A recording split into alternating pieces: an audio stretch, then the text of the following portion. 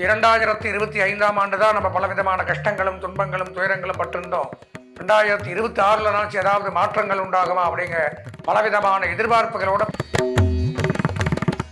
கடந்த 2.5 ஆண்டுகளாக 7.5 சனி அப்படின்னு உங்களை வச்சு செஞ்சார் சனி பகவான்.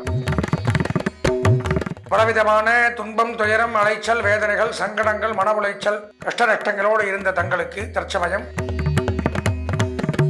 சனி பகவான் நன்மை செய்யக்கூடிய இடம் அப்படிங்கிறது 12 ராசிகள்ல 3 ராசிகளுக்கு மட்டும் தான் நல்லது பண்ணுவார். திருவோண நட்சத்திரத்தில் பிறந்தவர்களுக்கு இந்த ஆண்டு அப்படிங்கிறது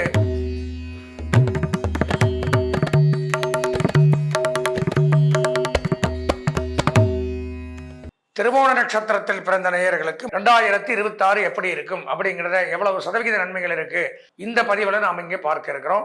பொதுவாக திருவோண நட்சத்திரம் அப்படின்னு எடுத்துட்டால் சந்திர தசையில தான் பிறப்பாங்க. தசாநாதன் நமக்கு தசையை நடத்துறவன். நட்சத்திரத்துக்கு அதிபதி சந்திரன். ஓகேவா?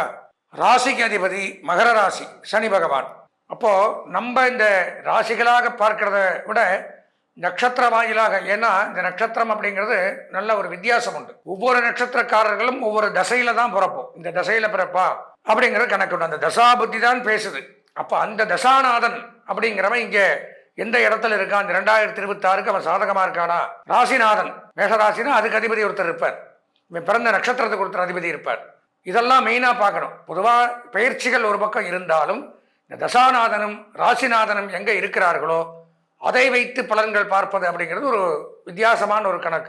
இது முழுக்க 100% அவரவர்களுக்கு இண்டிவிஜுவலாக நன்மையை தரும். கூட இந்த 2026ல் இந்த அதிகமாக ஒரு ராசியில தங்கி நன்மை தீமைகளை செய்யக்கூடிய கிரகங்கள் அப்படின்னு நான் பல தடவை சொல்லியிருக்கேன். சனி பகவான் முதல்ல 2.5 ஆண்டுகள் ஒரு ராசியில் இருக்கார். கடந்த ஆண்டு பயிற்சியானார்னா இப்போ பார்த்தீங்கன்னா 2027 தான் அவர் பயிற்சி ஆவார். அதுக்கப்புறம் குரு பகவான், ராகு கேது 1.5 வருஷம் 2026 லாஸ்ட்ல ஆவாங்க.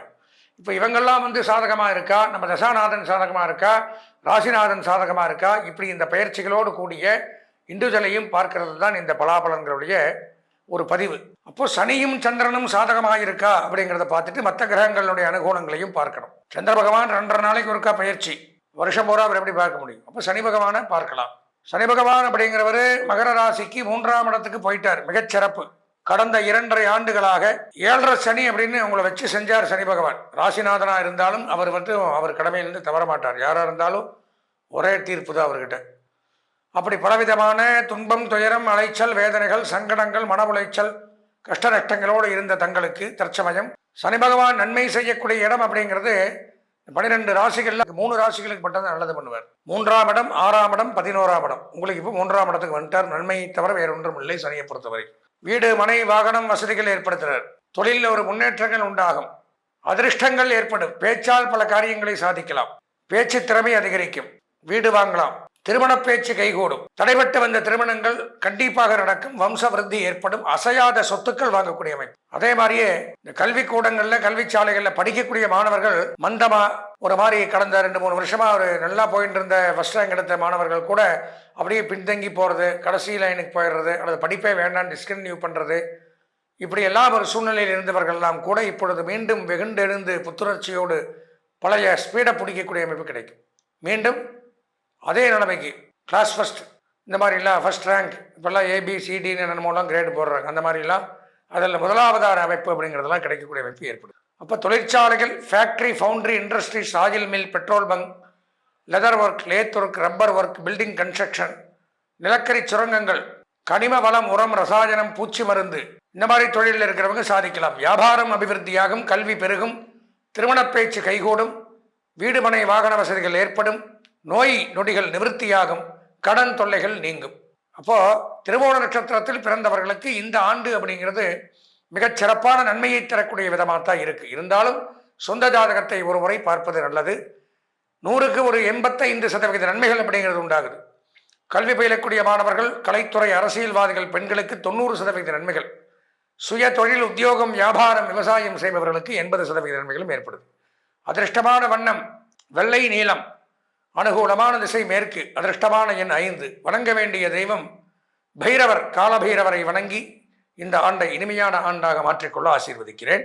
நாம் இதை வரைக்கும் பார்த்தீங்கன்னா இந்த ஒவ்வொரு நட்சத்திரத்துக்கும் இப்படிலாம் தான் இந்த புத்தாண்டு பலன்களை கொடுக்கும்.